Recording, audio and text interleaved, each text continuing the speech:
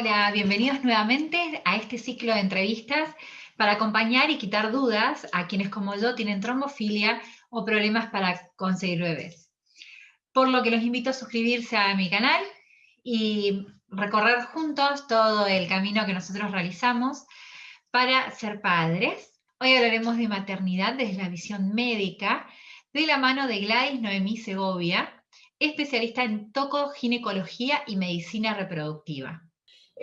Buenas tardes para nosotros desde acá. Estoy a tu disposición. Vale. Bueno, nosotros te conocimos, yo siempre cuento un poquito de dónde conozco a las personas para que hagamos el recorrido de lo que nosotros hicimos. Yo quedé embarazada aquí en España, después de haber perdido a mis bebés, no encontrábamos respuesta de qué es lo que teníamos, y fuimos, yo soy de Corrientes, entonces fuimos a nuestra zona, a nuestro lugar de cobijo, a buscar una respuesta, y ahí nos conocimos con vos, Lali, que nos ayudaste muchísimo. Primero que nada, porque debo decir que sos la primera que nos hizo los estudios a los dos, tanto a mí como a mi marido. Hasta que te conocimos a vos, todo el mundo me trataba a mí como que yo era la que tenía algo extraño y él estaba todo perfecto. Resultó ser que sí, que la enfermedad la tengo yo, que tengo trombofilia, pero para mí fue sumamente importante que nos hayas hecho los estudios a los dos y que nos hayas sentido, a ver, nos ayudaste a sentirnos que, bueno, realmente buscamos todo el abanico de posibilidades de qué es lo que teníamos. Entonces, voy a intentar hacer una seguidilla de preguntas, de manera de que todas las chicas que están ahora en la misma situación en la que yo estuve en ese momento, que por ahí perdieron bebés y que no saben qué es lo que les pasa o que les cuesta gestar, puedan tener una respuesta desde una voz especializada y que mejor que la tuya, que eres realmente una mujer muy, muy preparada en todo esto, ¿sí? Bueno, ¿qué estudios son los que se piden cuando una pareja llega al consultorio con este problema buscando un bebé y qué es lo que tú recomiendas primero? Voy a hablar un poquitito de la fertilidad, porque en realidad no todo el mundo se tiene que hacer todos los estudios. No es lo mismo alguien que consulta porque desea programar un embarazo, que nosotros diríamos aleluya, alguien vino a programar su embarazo, que es la forma ideal, y en esa se piden los estudios preconcepcionales de siempre, pero no es, esa persona no es alguien que tiene una historia de no haber podido embarazar. Para aquellas pacientes que tienen una historia de no haber podido embarazar o de haber embarazado y no haberse llevado un niño a su casa, la situación es diferente. Pero así en rasgos generales les comento que la fertilidad no es que aún en las mejores etapas de la vida, donde tenemos nuestros mejores recursos y herramientas para embarazar, no es tengo relaciones un ciclo y me llevo un chico a mi casa, porque no es. La tasa de fecundación en el ser humano es más o menos el 25% por ciclo, lo cual hace que no todas las relaciones, por más que estén 0 kilómetros ambos integrantes, se lleven un niño a su casa con un mes de intento. Y siempre les cuento que esta tasa es acumulativa. O sea, ¿qué significa esto? Yo les suelo explicar que es como tirar una vez el dado. Si vos tiraste más veces el dado, tenés más probabilidades, pero no tenés garantías. Y más o menos se debe tirar 6 veces el dado para llevarse el 85% de probabilidades para llevarse un hijo a su casa. ¿Y qué significa esto? Que más o menos al cabo de 6 meses de relaciones sexuales frecuentes de una pareja que supuestamente no tiene problemas, va a concebir y es muy probable que le vaya bien. Es un 85%. Y después de eso empezamos a ver quiénes tienen problemas. ¿Quiénes tienen problemas de fertilidad? Se ha puesto un año, pero justamente basado en esto, que en general tienen problemas de fertilidad o lo que se dice esterilidad. Ya voy a hacer la diferencia entre esterilidad e infertilidad, que es solamente una diferencia semántica. Aquellos que han intentado por un año y no han logrado embarazar. ¿Este año de espera es válido para todos? No, no es válido, porque esto va de la mano de la capacidad reproductiva que tenemos, sobre todo ligado a la edad materna. Está visto que a mayor edad nuestros mejores óvulos los tenemos entre los 18 y los 25, 26 años. Y ahí empieza a caer un poquito hasta los 29. Tan es así que a la gente por ahí le impacta que nosotros digamos que después de 29 años la primigesta es una mamá añosa, pero es una clasificación. ¿Qué significa esto? Que de ahí en más va cayendo un poco. ¿Dónde hace una media y a partir de ahí uno tiene otro parámetro que no es un año de espera? Es alrededor de los 35 años y para algunos de los 37. O sea, si él consulta a alguien que no ha podido embarazar después de 6 meses de búsqueda y tiene más de 35 años, no esperamos un año.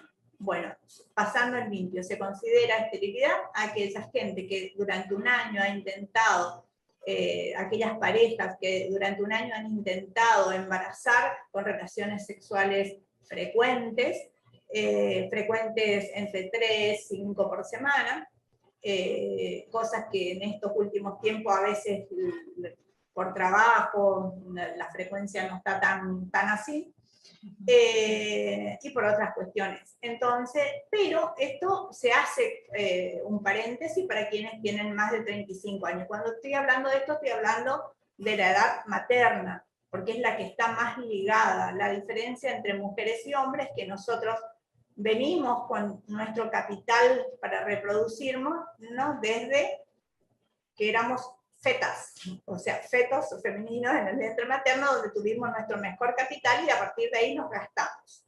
Y cada vez nos gastamos más. Y entonces es como que esto se va agotando por un lado en número, pero también se va deteriorando en calidad. Y es por eso que cuando pasamos los 35, la calidad se va viendo afectada y nuestra fecundabilidad se va viendo reducida.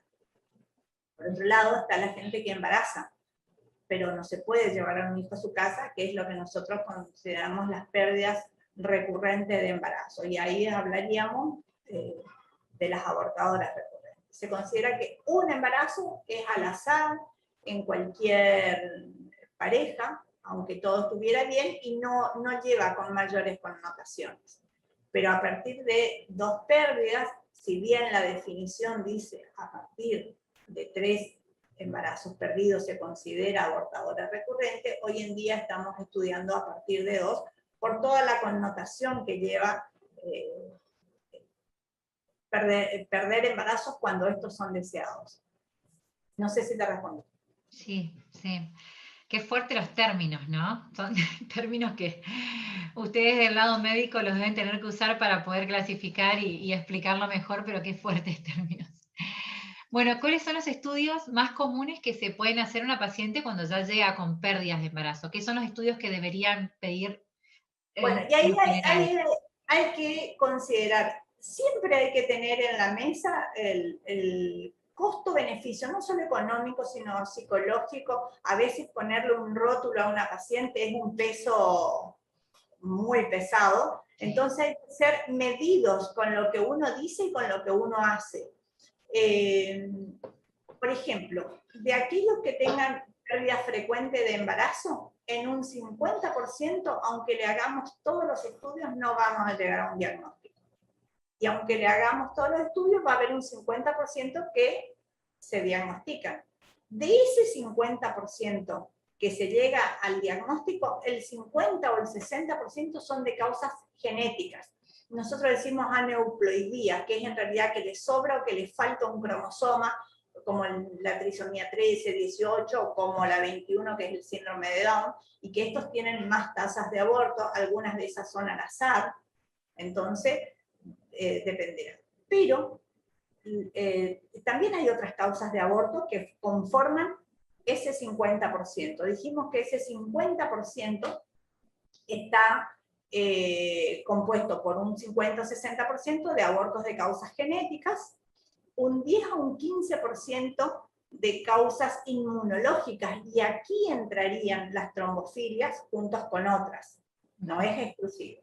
Después hay causas endócrinas, después hay causas endócrinas metabólicas, causas anatómicas, como por ejemplo tener malformaciones en los úteros malformados, tabicados, que llevan. Entonces, en realidad, antes se hacía toda una primera línea de estudios. Hoy se estudian más en conjunto y medio abarcando todo. Cuando uno está frente a una abortadora recurrente o alguien que pide estudio, un eje básico endocrinológico para las enfermedades más comunes, como las enfermedades tiroideas, por ejemplo, también el hipotiroidismo y la tiroiditis autoinmune son causas de aborto, pide todo un preconcepcional detallado, pide estudios para abarcar todas estas patologías.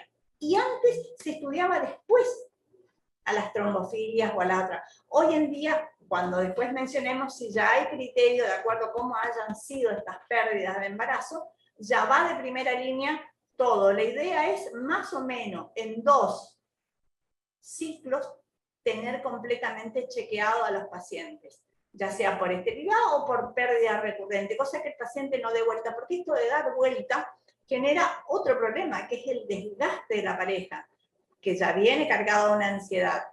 Las ansiedades pueden ser diferentes, o sea, vienen muy cargados quienes han intentado mucho y no han embarazado, pero vienen muy cargados quienes han intentado, han embarazado y no se han podido llevar un niño a su casa. Entonces, esto también, no nos olvidemos que el concepto de salud ha cambiado. La salud no es solamente el bienestar físico y el llevar a su hijo a su casa, es el bienestar biopsicosocial. Por eso, hoy, frente a esta situación, va de primera línea, si tiene indicaciones, que un poquito más adelante quizás lo vemos, a quienes le pedimos toda la batería y a quienes no. Claro. Bueno, ahora entramos un poquito en lo que es la trombofilia. ¿Nos podrías contar un poco lo que se pueda entender de qué es la trombofilia? Voy a tratar, si en algún momento mi lenguaje no es entendible, Te lo digo. ahora me lo dices y yo lo bajo. Bueno, en realidad la trombofilia, trombo, coágulo, filia, afinidad por, o sea, es la tendencia que tiene una persona a formar trombos o coágulos un poco más. Traducido al término médico es la hipercoagulabilidad. ¿Y por qué esto se nos complica con el embarazo? Porque el embarazo también es un estado procoagulable, o sea, es un estado donde habitualmente formamos un poco más de trombos que fuera del embarazo. Vale, perfecto, muy bien, buenísimo. Muy gracias por explicarlo también. Y siempre nos relacionan, siempre te preguntan si tienes termofilia y el tema del síndrome antifosfolipídico. Lo leo porque si no lo digo mal. ¿Qué es el síndrome antifosfolipídico? Las tromofilias son 2. Uh-huh. Las adquiridas, cuyo sinónimo es el síndrome antifosfolipídico, y esa es una trombofilia adquirida. ¿Qué significa? Que a lo mejor, que es muy probable que no hayas nacido con ella, también es probable que hayas tenido un embarazo y no hayas tenido ningún tropiezo y después aparece. Uh-huh.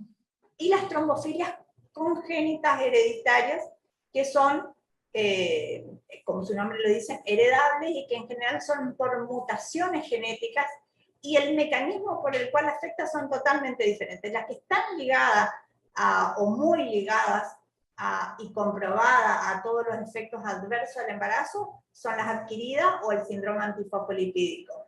Las otras, en algunas cosas, siguen siendo muy asociada a los eventos trombóticos del embarazo, pero todavía hay algunas dudas acerca de las evidencias que hay, si tratarlas, no tratarlas, si buscarlas siempre, o sea, no están tan asociadas a todos esos fenómenos tan feos del embarazo. Las que sí están asociadas, sí están comprobadas con un nivel fuerte de evidencia, son el síndrome antifosfolipídico o trombofilias adquiridas. Y el mecanismo por el cual actúan es totalmente diferente.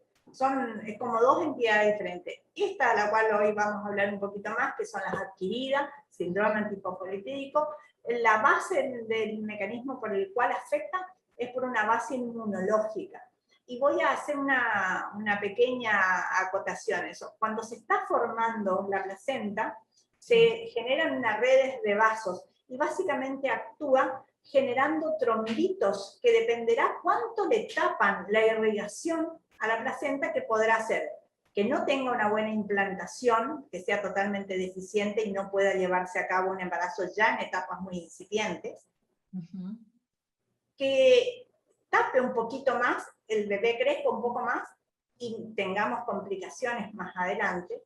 Uh-huh. También están asociados a lo que nosotros llamamos insuficiencia placentaria por esto, porque la placenta la placenta no es suficiente para una buena alimentación, y eso se correlaciona con dos eventos adversos del embarazo, entre ellos la preeclampsia, que es la hipertensión inducida por el embarazo, por eso es que esto se asocia más a eso, y a los retardos de crecimiento, porque no hay una buena permeabilidad de la placenta para pasar buen capital de alimentos. Y esto se va a traducir en un desnutrido fetal, que es lo que se conoce como retardo del crecimiento intraútero, y a veces esa desnutrición llega de una manera tan rápida, tan avanzada, a etapas tempranas, que no le permite sobrevivir, y otras veces le permite sobrevivir, pero con mala calidad de vida por la prematurez extrema. No es lo mismo tener un niño a término con un peso adecuado que tener un prematuro extremo desnutrido.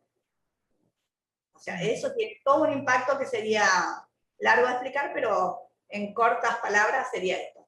Y cuando decimos que es adquirido, ¿significa que nosotras pudimos haber hecho algo para que sea, o por qué es adquirido? No es genético, no me lo vinieron, yo hice algo para tenerlo, o cómo funciona eso? No, a veces tenés algo de base, más la epigenética, palabra tan frecuente, que son cosas a veces del ambiente o de la alimentación y otras cosas que han ido cambiando, pero en realidad significa que vos no naciste, que vos no tenés esas mutaciones, sino que esto algo se modificó en tu parte inmunológica, como otras enfermedades autoinmunes. Las enfermedades autoinmunes es que en algún momento algo pasa y tu sistema inmunológico, una parte, no te reconoce, es como que no lee que es tuyo. Por ejemplo, las tiroiditis, que son enfermedades también autoinmunes, en algún momento, por ejemplo, muchas de ellas están muy asociadas al estrés,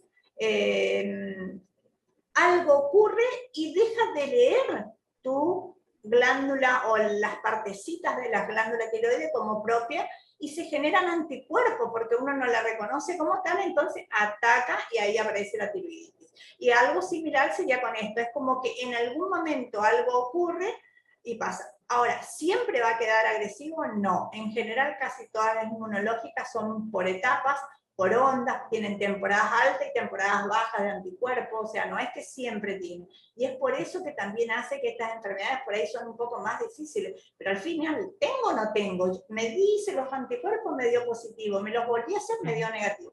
Y eso tiene algunos secretillos que a lo mejor lo hablamos ahora más adelante. Primero, que hay temporadas altas y temporadas bajas de anticuerpos. Y lo otro es que en el embarazo muchas veces se enmascaran, porque estas cosas que nosotros medimos muchas veces están más bajas en el embarazo. Entonces muchas veces en el embarazo no es un buen momento para hacer diagnóstico de esto. Es más, se debe esperar 3 meses cuando los fenómenos relacionados al embarazo han cedido para hacer los diagnósticos. Buenísimo, gracias. Bueno, entonces, el estudio de tromofilia dijimos que no está entre los primeros que se hacen, porque le explicaste que se espera hasta la segunda pérdida más o menos para ver si se hace el de tromofilia. Que acá en España se espera hasta la tercera pérdida para hacerlo lo de tromofilia.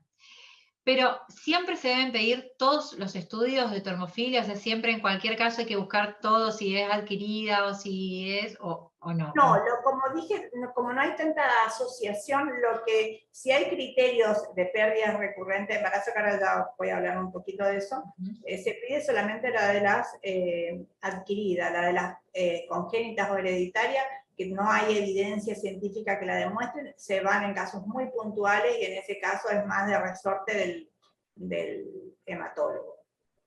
Que ahora hablaremos de que esto siempre es un trabajo en conjunto. Así que para alguien que pierde embarazos a repetición, va toda la batería de pérdida recurrente de embarazo, enfocándonos hacia causas endocrinas, metabólicas, si se puede, se hace el estudio genético del material de aborto, en algunos casos los estudios, los cariotipos a ambos padres frente a una pérdida repetida de embarazo, buscando las aneuploidías. Cuando más uno pierde embarazos normales genéticamente, más uno piensa en trombofilia.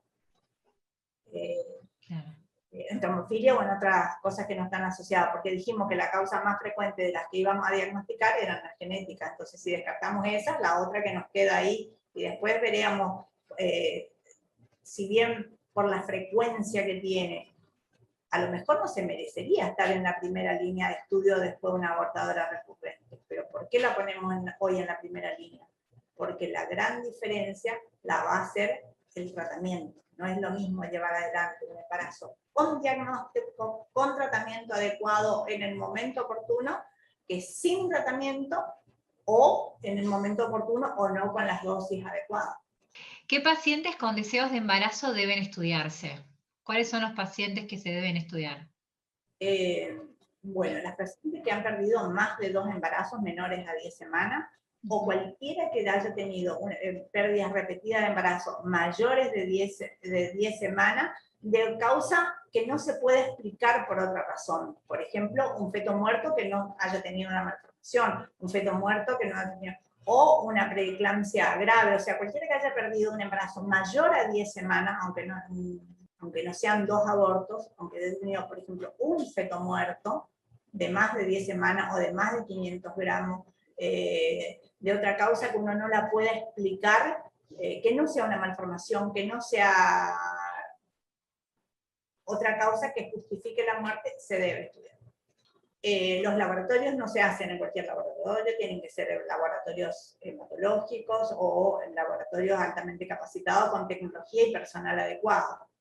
Sí, yo me acuerdo cuando tú nos hiciste los estudios a nosotros, nos decías en qué laboratorio, no que nosotros elijamos, sino esto en este laboratorio, esto en el otro, y la verdad que nos dejaban más tranquilos también, porque era como que había un estudio de, cada uno se especializa más en lo que conoce, supongo. Esto no es de manejo solo del ginecólogo, solo del obstetra, es un manejo multidisciplinario. Siempre y cuando entendamos esto,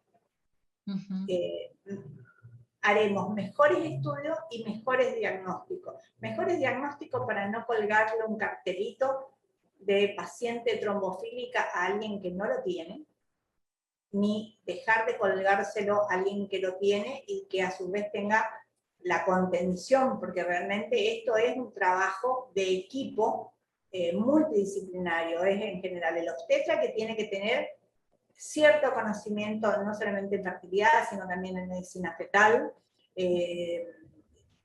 Si trabaja con un ecografista, este ecografista también tiene que saber qué es lo que está buscando.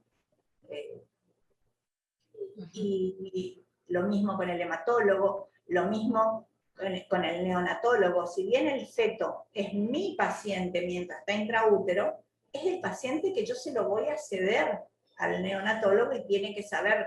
La vida es un hilo que continúa, digamos, y tiene que conocer el paciente que va a recibir, porque probablemente si está medicado, va a recibir en otras, o podrá tener una cesárea de urgencia, o esas posibilidades. El neonatólogo no puede desconocer el niño que viene para que él lo reciba. Es un paciente que tiene que transcurrir con su historia clínica. Sí, totalmente. Bueno, yo antes de irme de los estudios previos, quería saber si existen pruebas que se puedan hacer para detectar trombofilia antes de una pérdida de embarazo. O sea, una mamá, o como decíamos al principio, que quieren ser padres y que dicen, mi madre tuvo trombofilia o hay un antecedente o lo que sea, ¿se pueden hacer pruebas o algo antes de haber perdido un embarazo? ¿Y en qué casos se recomiendan hacerlo, no? Uno se tienta mucho y los pacientes hoy en día hacen mucha presión por estas cuestiones, pero como el diagnóstico se hace con criterios clínicos y bioquímicos, si bien uno puede hacer los dosajes de los anticuerpos, no todas las pacientes que tienen anticuerpos positivos van a desarrollar en todo su esplendor lo que significa el síndrome antifosfolipídico. Hay pacientes con anticuerpos positivos que tienen embarazos sin problema. Por lo tanto, eso es una cuestión para tenerlo en cuenta y para no pedirlo antes de que alguien busque solamente porque tiene un antecedente. Y como te dije, esto es adquirido. O sea, el síndrome antifosfolipídico es adquirido, ¿no? El otro es la trombofilia hereditaria. Que es la que tiene el componente genético que uno lo puede tener. Pero el síndrome antifosfolipídico, el que nos da los peores resultados si no se trata en un embarazo, es adquirido. Entonces, uno puede tener factores de riesgo, por ejemplo, que hayas tenido una trombosis bajo medicación de anticonceptivos. Entonces, eso es una alarma. Pero dosar los anticuerpos y dejar al paciente así en esa conducta tan expectante y tan alarmada, digamos, tan a la defensiva, no es bueno, porque hay mucha gente que tiene anticuerpos positivos y no desarrolla. Y a su vez la otra cosa es, como les dije antes, los anticuerpos son fluctuantes, o sea, uno tiene positivo de 3 meses, negativo de 3 meses, positivo. Y para considerar que tenés la enfermedad, tenés que tener los criterios clínicos y los criterios bioquímicos. Clínicos, lo que ya le dije, las pérdidas de embarazos. Por ejemplo, en quienes uno pide siempre, en una paciente que ya tiene otra patología inmunológica de base, que te la manda en general el inmunólogo, por ejemplo, en una paciente lúpica. Entonces ahí es muy probable que el SAS esté sobreagregado. A eso le pide, pero no todo el mundo le coloca toda la batería al empezar el embarazo si no ha tenido pérdidas, por esas cuestiones. Y lo otro es, muchas veces podés tener hasta 2 veces los anticuerpos negativos porque son fluctuantes y vos decís, no es nada, y después desarrolla, pero usted me estudió, ¿cómo es esto? Son los momentos, los momentos biológicos que realmente gente que sabe más que uno y que están en protocolos de investigación, por eso es que se hacen las recomendaciones y las evidencias científicas. Esto está recomendado, estudiar, chequear y tratar en alguien que ha tenido pérdida de embarazo. Vale, y en tratamiento recién decías lo del tratamiento conjunto, de que ustedes no trabajan solos, sino que trabajan en conjunto. Más allá de lo que va a hacer después de que nazca el bebé. Cuando hablas de tratamiento conjunto, ¿es conjunto con hematólogos? ¿Quién hace el seguimiento? Por ejemplo, yo acá en España, cuando yo tuve mi trombofilia, mi seguimiento lo hizo más que el ginecólogo, lo hace el hematólogo. Es como que yo soy paciente del hematólogo. Así es. La indicación de la dosis, el diagnóstico lo hacemos en conjunto, el seguimiento lo hacemos en conjunto, pero quien maneja es el hematólogo, a veces el hematólogo con el inmunólogo, si la paciente tiene asociado, por ejemplo, un lupus, pero el manejo es de ellos, y el tratamiento es aspirina, en una dosis que va entre 100, 125, 150, y heparina en bajas dosis, heparina de bajo peso molecular. Ese es el tratamiento que es el de primera línea, digamos. Después, si en algún momento, a pesar de que uno hizo todo, fue refractario a esto, uno piensa algunas otras cosas, pero ese es el tratamiento de primera línea, con lo cual, con tratamiento, el 85% de las pacientes van a tener buenos resultados, o sea, un bebé en casa, lo cual no significa que van a ser de término con el peso adecuado, pero de que le puede ir muy bien, puede ir muy bien. Y si nos fijamos, como yo dije hoy, que un 15% son de los abortos que puede sucederle a cualquiera, ese 15%, o sea, es como que estamos emparejando a una situación de una embarazada que no tiene SAF, que no tiene síndrome antifosfolipídico. Claro. Sí, no, para mí lo del tratamiento es tan importante, a mí me cambió la vida.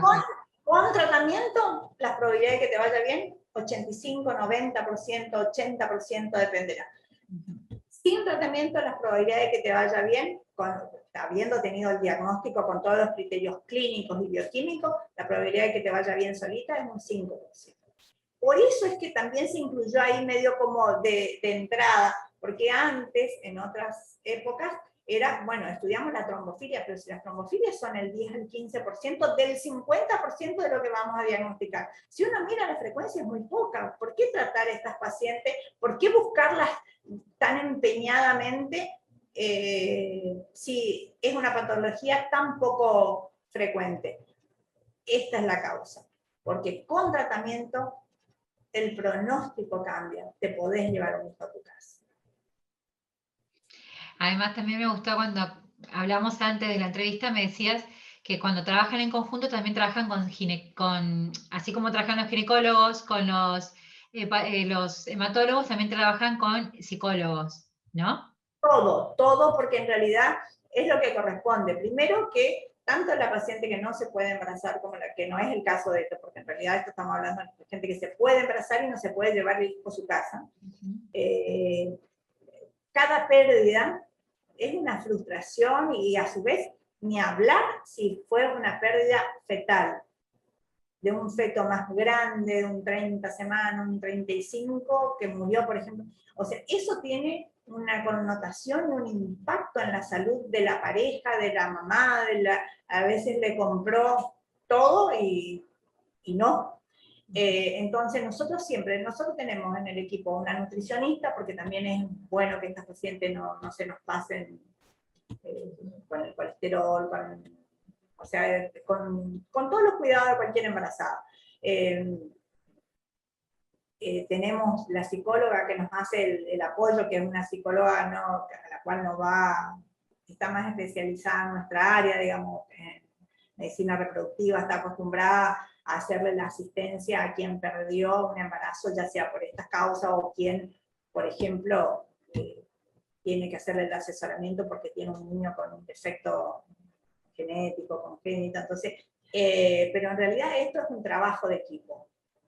Del obstetra, el obstetra es bueno que tenga una capacitación en reproducción y en medicina fetal, digamos. ¿Por qué? Porque después vamos a ver, o comento ya, el mejor momento, si va a hacer un tratamiento de fertilización asistida, sobre todo el mejor momento para iniciar la medicación es antes de la ovulación.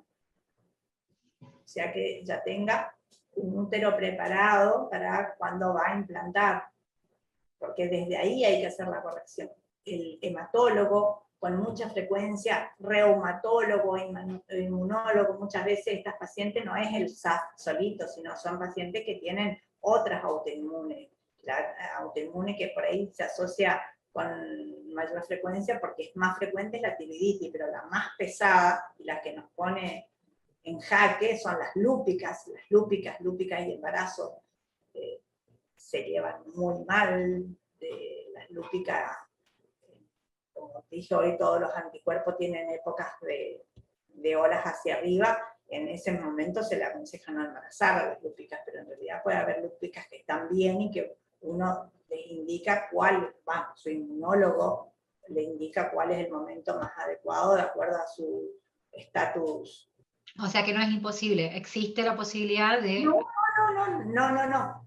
Sobre todo si es un síndrome antifosfolipídico, una tiroiditis o solo y no tiene otras cosas, los resultados son muy buenos. Ese fue el motivo principal por el cual se larga los estudios para hemofilia en una patología tan poco frecuente dentro de las causas de aborto. Es porque con medicación vos le podés cambiar la historia.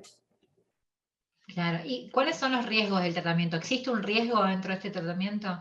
Bueno, siempre que uno pone medicación un poco fuera de lo habitual, la embarazada que ya viene con las tintas cargadas, lo primero que te pregunta es, ¿y esto le afecta al bebé? Bueno, para la tranquilidad de ella, la heparina de bajo peso molecular no pasa a la placenta, por lo tanto, no hay riesgo de malformaciones. Y tiene otra ventaja, que es en realidad desaparece su concentración si uno tiene que indicar una cesárea de urgencia en 24 horas, se tiene una vía media relativamente corta. Y la aspirina, en las dosis que se da, es bastante segura, pero siempre, como todos los AINES, la aspirina es ácido acetilsalicílico, que es un antiinflamatorio no esteroideo, eso en dosis altas suelen tener de la aspirina, para otros es no dosis dependiente, tienen un riesgo de cerrar de manera temprana un conducto del corazón, que es el ductus. Así que, pero son bastante seguros. Buenísimo. ¿Y a qué le debemos prestar atención durante el embarazo? ¿Qué son las alarmas o qué tenemos que escuchar de nuestro cuerpo para prestarle mayor atención durante el tratamiento? Con respecto a esto puntualmente, a que tenga sangrado nasal o estas cosas, por ahí puede ser que no esté bien regulada la dosis, pero en general, que es como prestarle atención un poco a todo y darle determinadas pautas. O sea, digamos, el embarazo, el control del embarazo, y más esto que es un embarazo de alto riesgo, a la paciente hay que darle la información a qué prestar atención en un embarazo normal, ítems para cada etapa del embarazo. En general, por ejemplo, para embarazos no viables o por debajo de las 26 semanas, un poco antes, pero esos son prematuros extremos, lo único que te tiene que preocupar es que no sangres. Y después, en realidad, habrán a los estudios de salud fetal, que está tan protocolizado de acuerdo a cómo vas, porque a estas pacientes se le hace un seguimiento bastante estricto, tendrán tendrán ecografías de crecimiento si se está desviando de la curva cada 15 días, cada vez que la indicación esté latente se pide un Doppler, que es para ver la irrigación feto, así que y con la irrigación, con los Doppler podemos determinar si la suficiencia o insuficiencia de la placenta. Son pacientes muy controladas y a su vez, la otra, no nos olvidemos que nuestra obligación también es educar al paciente, ayudar con esto para que ellos puedan entender qué estamos buscando. Cuando el paciente más entienda de su patología, mejor aplica. Y educar no significa alarmar, significa solamente eso. Mira, a esto es importante que te hagas tus controles, por ejemplo, tu ecografía de crecimiento cada 15 días, porque si hay un desvío de la curva, pediremos otro estudio. Este otro estudio, que es un Doppler, lo pedimos para ver la suficiencia o la insuficiencia placentaria, y a su vez el estatus de la irrigación del feto, o sea, de la oxigenación. Además es importante saber que no le hace mal al bebé nada, porque yo me acuerdo cuando me pasó a mí, me lo estudié todo, una vez que tenía diagnóstico, yo me tomé casi un año, nos tomamos para decir, bueno, ahora sí lo buscamos de vuelta, y en ese año me leí todo, sabía todo, pero aún así, una de las veces poniéndome la inyección, cuando ya tenía el bebé que empezaba a dar sus pataditas y demás, me dio una patadita debajo de la inyección y nos hicimos un hematoma enorme porque nos asustamos y pegamos ahí un latigazo con la inyección en la mano y sabemos que no la va a tocar, pero ¿viste? El miedo te queda ahí todo el tiempo latente y es importantísimo estudiar y saber y hacer esto, de que las chicas puedan saber que no hay riesgo para el bebé, que el bebé está bien, somos las mamás las que tenemos que cuidarnos, digamos. ¿Tienes muchos casos de trombofilias al año? ¿Es algo que te toca? No, pero hay que estar preparada para atender, no porque es una patología muy poco frecuente. Por un lado, como te pasó a vos, le pasa a mucha gente que no siempre cae al equipo multidisciplinario. Claro. Y hay que tener cuidados especiales después de, de haber parido el bebé, hay que tener un tiempo más. Yo seguí 2 semanas más poniéndome parina. Lo normal, Sí, ¿cómo lo manejan ustedes? aproximadamente, en realidad lo maneja el hematólogo, pero él verá cuánto tiempo más te coloca, pero lo que a tener en cuenta después, no vas a poder usar anticonceptivos orales, que si bien ahí en la primera etapa de la lactancia, bueno, anticonceptivos hormonales, no puede usar básicamente estrógenos. El fumar suma riesgos, también el alcohol por algún grado de deshidratación que produce, mantener un peso adecuado, y en realidad las condiciones en general que uno le da hábitos de vida saludables, los viajes en avión mayores a 8 horas. O sea, eso es algo que algunas de las que han pasado por esto, el hematólogo considera que necesita inclusive a veces aspirina por siempre. Y en otras no, pero en la gente que ha tenido un síndrome antifosfolipídico cada vez que va a hacer viajes en avión más de 8 horas, lo conveniente es una heparina de bajo peso molecular. Bueno, para un segundo embarazo, ¿existen cuidados especiales que hay que tener en cuenta teniendo trombofilia o es repetir todo lo que ya se hizo? Primero, programar el embarazo. Si bien siempre aconsejamos que tenga ácido fólico un tiempo antes, para esto es conveniente que sean 3 meses antes, que tenga un buen nivel de calcio, que tenga una vida saludable, que no tenga tóxicos, ni cigarrillos, ni alcohol, que tenga una vida con actividad física, y repetir los estudios, y el hematólogo inmunólogo, de acuerdo a programar el embarazo, por sobre todas las cosas. O sea, en general siempre es bueno programar el embarazo, siempre es más probable que te vaya bien si lo programaste, a que te embaraces sin querer y el tratamiento llegue tarde, o como dije anteriormente, una vez que ya estás embarazada, no son tan efectivos los laboratorios para el diagnóstico, para detectar. Entonces siempre es conveniente tener el chequeo. Y a eso sumado, eso otro que comenté, que no siempre los anticuerpos son positivos, no siempre son negativos, entonces lo mejor que uno puede hacer en general es programar, pero frente a esto, mucho más. Y en relación te pregunto, porque viene de la mano, Vos decías el tema de no usar más anticonceptivos. Si una quiere volver a tener un bebé y dice, bueno, yo mientras voy a tener un periodo de tiempo que no voy a tener un hijo, pero quiero volver a tener un bebé. Acá te dan el tema de los DIU, que vienen los DIU hormonales y los DIU antiguos que te dicen, los del hierrito, no sé cómo explicarlo más científicamente. El DIU hormonal, ¿te puede hacer mal? Porque a mí cuando me dieron la opción me dijeron, te ponemos esto, yo le dije, no. Hormonas me dijeron, no, yo no. Pasa que Pero no ese sé DIU cómo. es con de las hormonas son muchas. La hormona que tiene riesgo para tromboembolismo es el estrógeno, y ese DIU tiene el levonorgestrel, que no es lo mismo, se puede. Pero en realidad lo mejor y lo más indicado son los métodos de barrera, digamos, o sea, un profiláctico. Bueno, muchísimas gracias, Lali. Quiero algún mensaje final para todas las mujeres que están pasando por un embarazo con trombofilia ahora, que le Bueno, quieras. para las que están pasando por embarazo, desearles que ojalá estén tratadas con un equipo multidisciplinario, que los hay y muchísimos en muchos lugares. Eh, con el tema de la globalización de la información, la capacitación de todos ha mejorado mucho. Así que equipos multidisciplinarios muy bien formados hay en muchísimos lugares. Y si no es así, que trate de hacerlo, digamos, porque hoy ya hablamos de cuál es la diferencia entre tratadas y no tratadas, así que para estas pacientes embarazadas con trombofilia espero que estén tratadas y bien tratadas,